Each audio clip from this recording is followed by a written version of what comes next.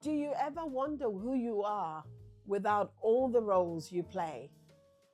Hi, my name is Bola, and I'm the founder of Mosaic Living Therapy Practice, where we help individuals, couples, and families thrive. We believe that reconnecting the lost pieces of your memories, of your lived experiences, and rebuilding them is key to personal transformation and growth. If you're here for the first time, like many of us are, I say welcome. Some months ago, I was privileged to deliver a seminar for a group of amazing women. And I asked them that same question. I asked them to think about who they are, but not to put anything in relation to their status, their job, whether they have children, whether they're working or not, whether they're stay at home moms or whatever. And I asked them to think about who they are outside of all those labels. I want us to consider who we are using the analogy of the iceberg. As you may know, the iceberg has 90% of it invincible, which means it's beneath the water. What we usually see in an iceberg is 10% above water. Is it possible that our lives can be just like that? Who we are, our identity can be just like that iceberg. So, to answer that question, I want you to consider that your perception or the way other people perceive you might not be all that there is to you. How you perceive yourself may not be all that there is to the eye. Because we have visible and conscious traits, we have visible and conscious behaviors, we have visible and conscious attributes, but we also have invincible and unconscious personality traits. We have invincible and unconscious ways of behaving, of feelings. In order to understand who we are, I'd like us to look at it from 5 dimensions. These dimensions are generational, racial, spiritual, sexual, and cultural.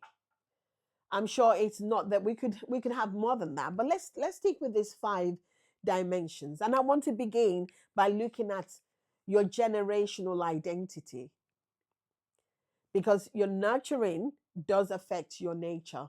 And the nurture versus nature debate is a long-standing debate. It's been going on for decades, centuries, whether we are much more impacted by nurture or by nature. I believe that these are just two sides of the same coin. Our generational template is both psychological as well as biological. So I'm sure you can relate with maybe you in your household, maybe raised by your parents, and you have siblings, maybe. Let's say Tara, who has a brother called John, raised by 2 parents, a father and mother, grew up in the same household. Tara looks very much like their dad, and John looks very much like the mom, or has, traits or attributes that are much more aligned with the mom. But the environment, the nurture that they've both received might also be the same, but it may also be slightly different. And how we respond to this nurture and nature might be different as well. It's also important to think about what we've had too much of or what we've had too little of. So, when you were growing up, what was the environment like? What did you have more of? What did you have less of?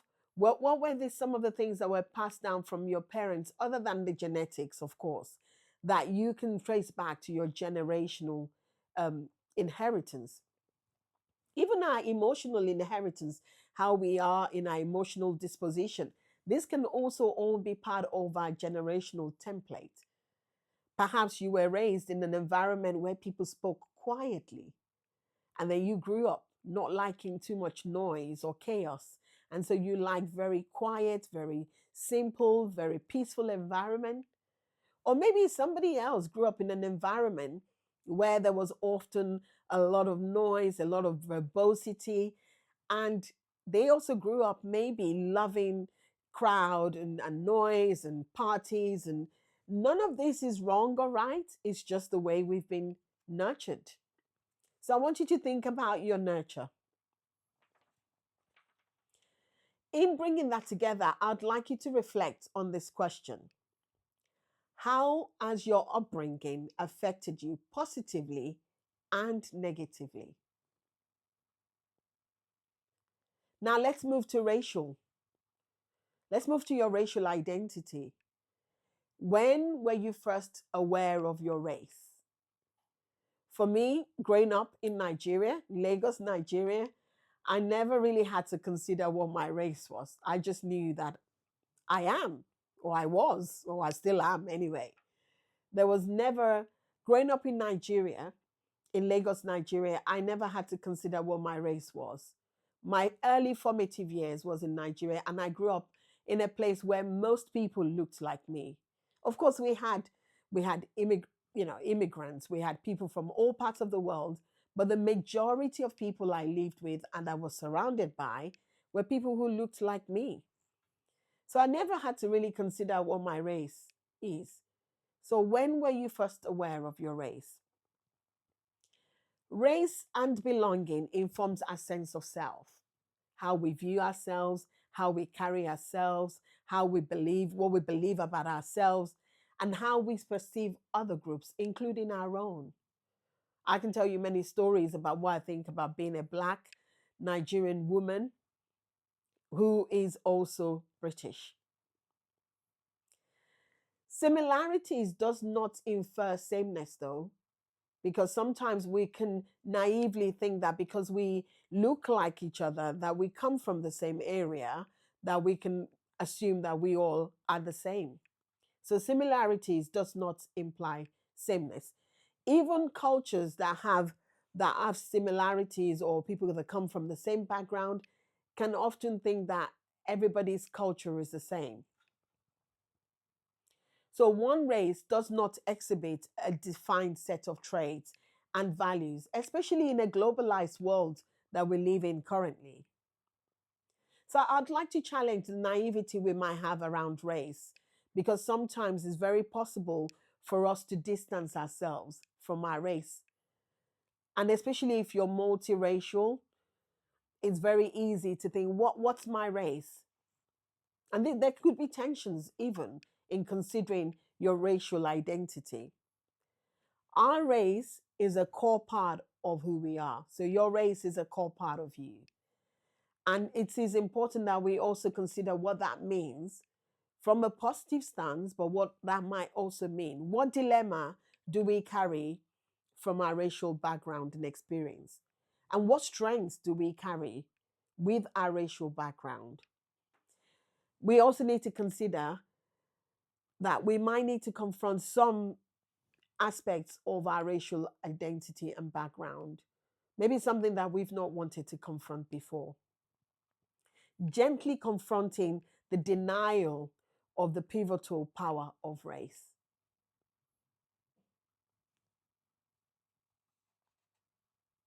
So I'd like you to think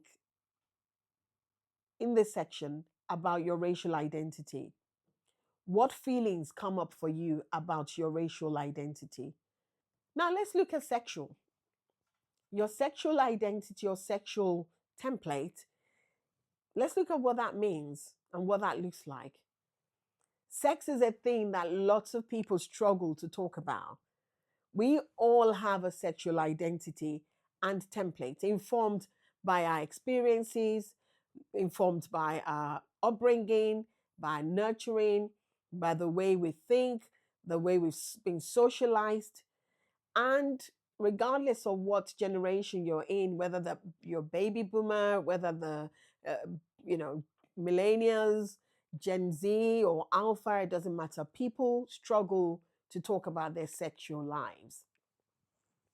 An earlier familial, religious, and societal attitudes towards sexuality can also either promote openness in us and confidence about sexuality, or it can actually hinder it. There are also many misconceptions that people have about sex, and there are many myths around sex that we mostly believe but are untrue. Let me give you some examples. You might say sex is for male pleasure. A woman's duty is to satisfy his need, not her own. Another one is anything other than the missionary style in sex is dirty. There is another one. Men always want and are ready for sex. I'm sure you've heard that one before. Men should not have, or at least not express certain feelings. That's another misconception or myth. So, negative sexual experiences can affect our sexual development and distort our ideas about sex. Our sexual template informs how we lean towards sex and how we approach it, whether in our relationships, in our marriages, or even just generally how we consider sex as an ideology. So I want you to think about this particular identity, and I want you to fill in the gaps. Fill in the blank with me. When I say sex is dot dot dot, I want you to think about what you might put in there. What would you say? Sex is dot dot dot. I want to move on to spiritual. Let's look at spiritual template.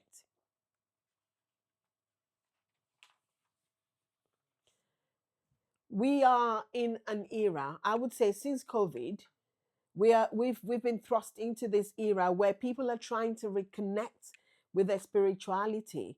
And by that, I'm not just confining this to religious context at all. Because spirituality often involves connecting with something beyond ourselves, which could be a higher meaning or purpose beyond this life. I see our spiritual template as part of our transcendental self.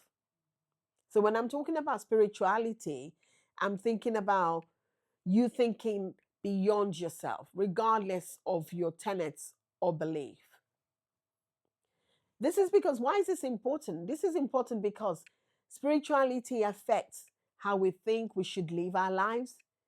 It affects what we think our ideology should be. For example, a Buddhist might believe in a life of simplicity as a way to seek enlightenment. Christians believe in love and loving others as a core way to live life. And I'm sure you can think of other spiritual um, mindsets that people might have.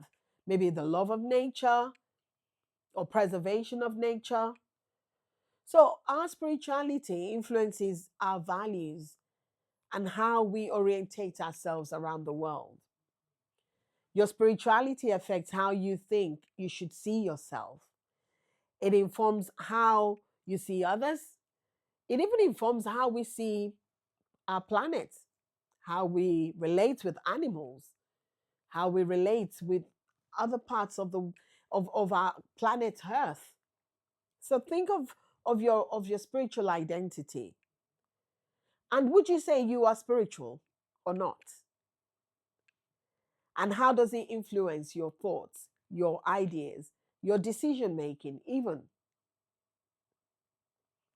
Finally, I want us to look at cultural template. Your culture. What comes to mind when I talk about culture? Some months ago, a wonderful woman that I know, she was asking a group of women to think about their culture and what comes to mind. And people were saying, yeah, my culture is they're my values, they're the way where I come from, it's my race. And in a multicultural society, she was asking people to think beyond race. So I would like to remind you that culture is a vast thing, and many different cultures and subcultures even can be within a particular region, a particular home, a particular household. Like I said, you could be a woman, a man who's maybe British or European, or even a black woman or man, but you happen to live in a country that is different to where you come from, and you've lived there for a long time. What becomes your culture? And I said earlier on that similarities doesn't infer sameness, Because even within subcultures, even within the same cultures, there are still differences. Culture is a powerful filter consisting of many layers and intersections. And it naturally informs our preferences towards food, preferences towards fashion, even preferences towards communication, how we communicate, how we conflict, how we manage and resolve conflict, how we communicate with others, how we speak to them, how we like them to speak to us. And these layers can also be quite generational, they can be racial, they can be sexual, they can be spiritual, as we've discussed earlier on. So think of culture be in a vast way beyond just race or ethnicity. In our culture, family, race, friendships, class, all of these things can shape our perspectives and can be part of our culture. So culture is not fixed. And as I've said, globalization has seen many cultures intersect over time. Let's bring it down to Gen Zs, for example. They have a culture of their own in comparison to millennials and baby boomers. My first experience with technology was using Messenger, was using a brick phone as a mobile device. Now that's very different. So there are cultures even within eras. When I first came to the UK, I hated to leave. I hated sandwiches. I didn't like sandwiches. I didn't really like bread. But 20 plus years of permanently staying in the UK, I can tell you, I miss bread. I miss sandwiches. If I go 2, 3 days without one, I'm craving it. So even the way we interact with the culture that we find ourselves in, it shapes who we are, what we like, it shapes our palates, it shapes everything about us without necessarily fundamentally changing who we are. So I want you to think about your preferences towards family, food, fashion, politics, and even partners. What do you think informs your culture that you have now? What informs that culture? And how, as your culture, informs all these preferences? How, as your culture, informed all these preferences? And how have all these different preferences that you now have informed your culture? And that is all that we have for today. If you'd like to contact me or get in touch, you can do so at mosaiclivingtherapy.com website. I'll put the details in the caption. Thank you for listening, and until next time, goodbye.